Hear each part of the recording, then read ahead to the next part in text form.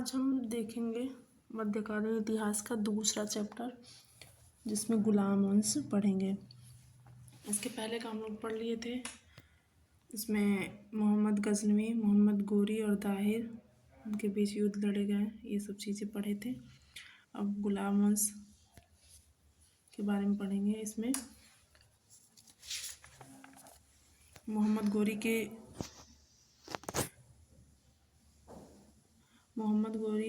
जो 3 गुलाम थे, जिसमें से एक कुतुबुद्दीन ऐबक, कुबाचा और यल्दौस था। तो उसका जो गुलाम था कुतुबुद्दीन ऐबक, इसने ही गुलाम वंश की नींव रखी थी।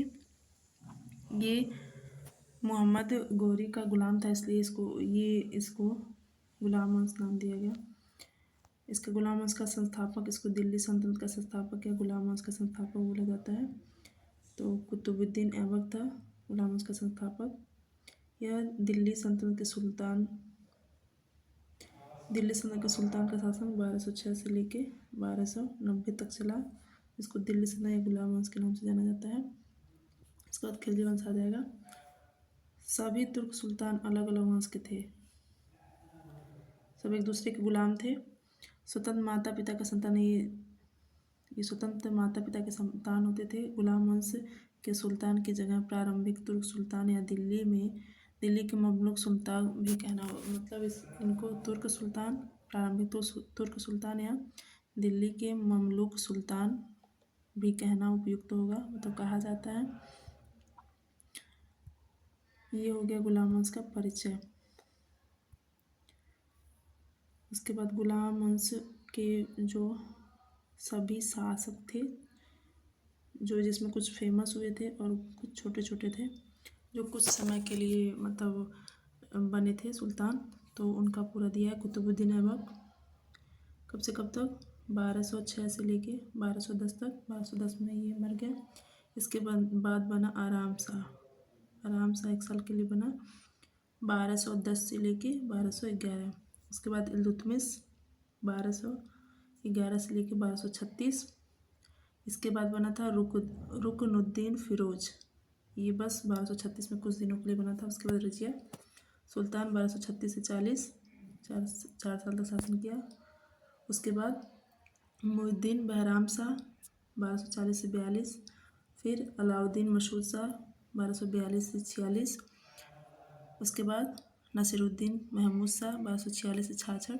उसके बाद गयासुद्दीन बलबन 1266 से 86। उसके बाद मुइनुद्दीन मोहम्मद कैकुबाद 1286 से 90। उसके बाद कैमुअर्स, ये लास्ट गुलाम वंश का शासन था जो 1290 में। उसके बाद खिलजी वंश की स्थापना हो जाती है। तो इसमें जो है कुछ फेमस है और कुछ का बस ये कभी कभी सीरीज में करने को आ जाता है कि इसका नंबरिंग करिए तो आ जाता है, नहीं तो वैसे उसके बारे में ज़्यादा कुछ पूछा नहीं जाता है। कुतुबुद्दीन ऐबक हुआ, इल्तुतमिश हुआ, रजिया सुल्तान और ये बलबन, इन्हीं 2-4 के बारे में मतलब ज़्यादा क्वेश्चन पूछे जाते हैं। इसके बाद कुतुबुद्दीन ऐबक के बारे में। कुतुबुद्दीन ऐबक का परिचय है। गुलाम वंश का प्रथम शासक था। तुर्क जनजाति से संबंध था इसका। आजीवन सुल्तान की उपाधि से परहेज किया, मतलब यह गुलाम जो था वो उसी के पद से कार्य किया, सुल्तान की उपाधि नहीं ली। मलिक और सिपह सालार की पदवी के साथ शासन किया। कौन सा? मलिक और सिपह सालार की पदवी के साथ शासन किया। 1210 में इसकी मृत्यु हो गई। चौगान खेलते हुए समय घोड़े से गिरकर इसकी मृत्यु हुई थी। इसका प्रारंभिक जीवन ये इसका देखें। काजी अजीज कूफी द्वारा दास के रूप में क्रय किया गया। काजी अजीज कूफी के द्वारा दास के रूप में क्रय किया गया। गजनी में इसको गोरी द्वारा खरीद लिया गया। गौरी द्वारा अमीर ए आखुर के पद पर प्रोन्नति की गई। अब इसके द्वारा बनवाया गया कुछ क्या, ये दिल्ली में बनवाया था कुब्बल उल इस्लाम मस्जिद और कुतुब मीनार, 2 चीज़ें दिल्ली में बनवाई थी। और अजमेर में 2.5 दिन का झोपड़ा बनवाया था। दिल्ली में कुब्बत उल इस्लाम मस्जिद और कुतुब मीनार, अजमेर में 2.5 दिन का झोपड़ा। उसके बाद इसके महत्वपूर्ण तथ्य, राज्याभिषेक इसका हुआ था 12 जून 1206 में, गौरी के मृत्यु के 3 माह बाद। राजधानी लाहौर। मुक्ति पत्र 1208 में गौरी के उत्तराधिकारी गौर सुल्तान ने इसको गयासुद्दीन महमूद द्वारा दास्ता से मुक्त कर दिया गया। किसको? कुतुबुद्दीन ऐबक को गौरी के उत्तराधिकारी, वहाँ का जो गजनी का सुल्तान था, गौरी का सुल्तान था जो गयासुद्दीन महमूद, उसके द्वारा दास्ता से मुक्त कर दिया गया कुतुबुद्दीन ऐबक को 1208 में। इसके बाद इसकी प्रमुख उपाधियाँ और इसके समकालीन विद्वान। इसकी उपाधि थी कुरान खां, सुरीले स्वर में कुरान का पाठन करने वाला, लाख बख्श, यानी अधिक दान करने के कारण इसका नाम लाख बख्श पड़ा था। ऐबक के समकालीन विद्वान, ऐबक के समय इतिहासकार हसन निजामी, जो लिखे थे ताज उल मासीर, फ़ख्रे मुद्दवीर, ये लिखे थे सजरा ए अंसब। ये कुतुबुद्दीन ऐबक का परिचय हो गया। उसके बाद कुतुबुद्दीन ऐबक के बाद जब वो 1210 में उसकी मृत्यु हो गई, तो उसके बाद इल्तुतमिश शासक बना। ऐबक का पुत्र आराम शाह, देखे थे जैसे हम ऊपर दिखाए थे, 1 साल के लिए 1210 से 11 तक शासन किया। आराम शाह थोड़े समय के लिए गद्दी पर बैठा, लेकिन इल्तुतमिश उसे हटा दिया।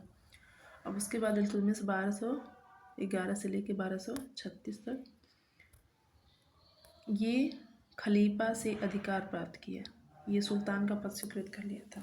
अभी आगे देखे हैं कि मोहम्मद ऐबक जो है वो सुल्तान खलीफा का अधिकार नहीं, खलीफा से अधिकार नहीं प्राप्त किया था सुल्तान बनने का। वो सिपा सालार और मलिक बनकर ही अपना शासन किया। लेकिन कुतुबुद्दीन ऐबक क्या किया? सुल्तान के पद को स्वीकृत किया, सुल्तान ए आजम की उपाधि ली और 1229 में खिलअत प्रमाण पत्र लिया। इसको मिला 1229 में खिलअत प्रमाण पत्र मिला। दिल्ली का वास्तविक संस्थापक, दिल्ली का संस्थापक तो वैसे अगर पूछा जाता तो ऐबक को, कुतुबुद्दीन ऐबक को ही बताया जाता है, लेकिन अगर पूछा जाता है दिल्ली का वास्तविक संस्थापक तो वो कौन है? इल्तुतमिश है। ठीक है, इल्तुतमिश प्रथम वैध सुल्तान था गुलाम वंश का। इल्तुतमिश ने इक्ता प्रणाली शुरू की, क्षेत्रों का इक्ता में विभाजन करवाया। इसके बाद इल्तुतमिश का परिचय देखेंगे। इल्तुतमिश का परिचय, ये इल्बरी जनजाति से संबंधित तुर्क था। इल्बरी जनजाति से संबंधित तुर्क था। अन्य नाम गुलाम का गुलाम, इसको गुलाम का गुलाम की उपाधि दी गई थी। बदायूं का सूबेदार, सुल्तान बनने से पूर्व ये बदायूं का सूबेदार था। गौरी के आदेश पर ऐबक द्वारा दास्ता से मुक्त, गौरी के आदेश पर इसको, ये भी क्या था? ऐबक जो था, कुतुबुद्दीन ऐबक था, वो गौरी का गुलाम था, और गौरी का गुलाम ऐबक था। ऐबक का गुलाम कौन था? इल्तुतमिश था। तो गौरी ने आदेश देने पर ऐबक ने उसे दास्ता से मुक्त कर दिया था। महत्वपूर्ण तथ्य, भारत में उत्तर पश्चिमी सीमा पर चंगेज खां का आगमन इसी के टाइम में हुआ था। भारत के उत्तरी पश्चिमी सीमा पर चंगेज खां का आगमन इसी के समय में हुआ था। इल्तुतमिश के समय में चंगेज खां के विरुद्ध मंगबरनी को सहायता देने से इनकार कर दिया। कुतुब मीनार का निर्माण कार्य पूर्ण किया, उसको शुरू किया था कुतुबुद्दीन ऐबक और इसको पूर्ण कराया था कुतुब मीनार को इल्तुतमिश। प्रशासन व्यवस्था में चहलगामी व्यवस्था का प्रारंभ किया। तुर्कान ए चहलगामी 40 सरदारों का एक गुट हुआ करता था। इसकी शुरुआत की थी, इक्ता प्रणाली की शुरुआत की थी इल्तुतमिश ने, और चहलगामी, तुर्कान ए चहलगामी। सिक्के, सल्तनत कालीन भारत में सर्वप्रथम शुद्ध अरबी सिक्के जारी किए। सल्तनत कालीन भारत में सर्वप्रथम शुद्ध अरबी के सिक्के जारी किए।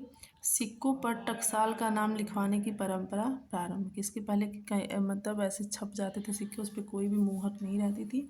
इसने क्या किया कि वो सिक्का किस टकसाल से छापा गया है उसका मुहर रहता था। ये 2 तरह के सिक्के जारी किए थे, टका जो चांदी के थे और जीतल जो तांबे के थे। टका चांदी के थे, जीतल तांबे के थे। इसके बाद आ जाती है रजिया सुल्तान। रजिया सुल्तान प्रथम मुस्लिम महिला शासिका थी। मध्यकाल में भारत की प्रथम मुस्लिम महिला शासिका।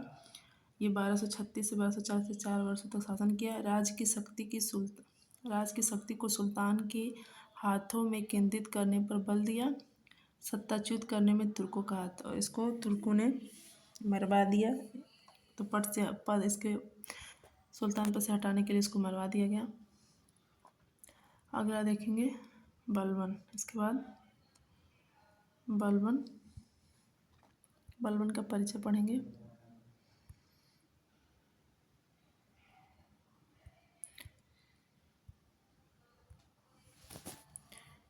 बलबन का परिचय।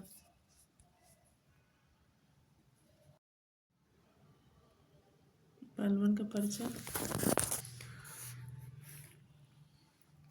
1266 से लेकर 86 तक सुल्तान बना। 1266 से लेकर 1286 तक सुल्तान बना। इसका पूरा नाम गयासुद्दीन बलबन। इसका पूरा नाम गयासुद्दीन बलबन। इसकी देखिए रजिया सुल्तान, ये क्या नाम है, इल्तुतमिश और रजिया के बाद रुकनुद्दीन फिरोज। इसका रजिया सुल्तान के बाद इसके बीच में 3 शासक हुए थे, बहराम शाह, मसूद शाह और महमूद शाह। इसके बाद बलबन शासक बनता है। तो इनका कार्यकाल बहुत छोटे छोटे समय के लिए, और कुछ इन लोगों ने विशेष कार्य नहीं किया, इसलिए इन लोगों के बारे में ज़्यादा कुछ नहीं पता चला है।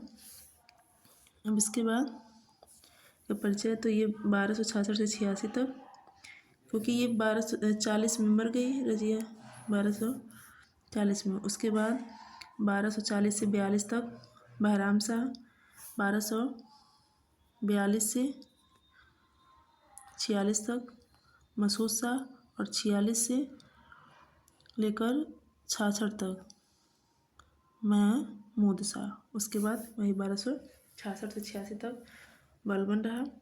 पूरा नाम गयासुद्दीन बलबन, उपाधि उलुग खां गयासुद्दीन, वास्तविक नाम बहाउद्दीन, उपनाम बलबने खुर्द, कनिष्ठ बलबन, इलबरी तुर्क से संबंध था। प्रारंभिक जीवन, बचपन में मंगोलों द्वारा पकड़ लिया गया। गजनी में बसरा की ख्वाजा जमालुद्दीन बसरी ने खरीदा। गजनी के बसरा की ख्वाजा जमालुद्दीन बसरी ने खरीदा। 1232 इसमें दिल्ली लाया गया। 1233 में ग्वालियर विजय के पश्चात इल्तुतमिश ने खरीदा इसको। इसीलिए इसमें सब वो दास ही थे, जो गुलाम ही थे, खरीदे गए, इसीलिए इसको गुलाम वंश कहा जाता है। शासन कार्य, नौरोज़ त्यौहार मनाने की प्रथा आरंभ की। नौरोज़ प्रथा बलबन ने शुरू किया। दीवान-ए-अर्ज सैन्य विभाग की स्थापना मंगोलों से मुकाबला करने के लिए किया था। दीवान-ए-अर्ज सैन्य विभाग की स्थापना मंगोलों से मुकाबला करने के लिए। सेना मंत्री इमाद-उल-मुल्क वजीर के आर्थिक नियंत्रण से मुक्त। राजत्व का सिद्धांत,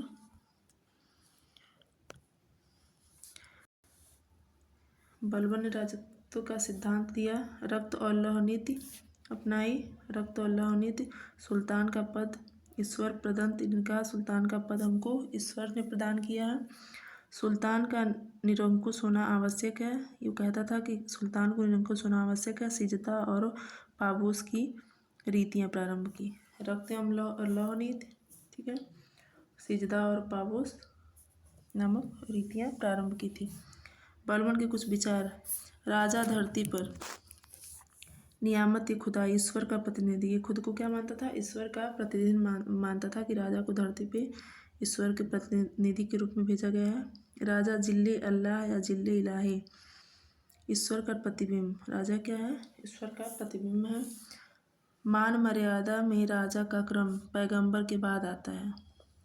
बोलता था कि मान मर्यादा में राजा का पद पैगंबर मतलब ईश्वर के बाद आता है। बुखरा खां पुत्र को सलाह, सुल्तान का पद निरंकुशता का सजीव प्रतीक।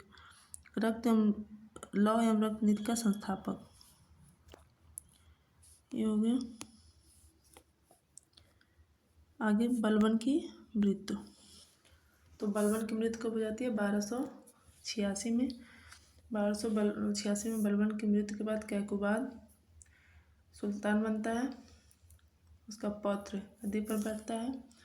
1290 में कैकुबाद ने जलालुद्दीन फिरोज को आरिज मुमालिक का पद दिया। उसके बाद कैकुबाद के बाद भी कैमूर जो 1290 में क्यूमर्स कुछ दिन शासन किया था। उसके बाद अब खिलजी वंश आएगा। अगले रिवीजन क्लास 3 में हम लोग पढ़ेंगे खिलजी वंश।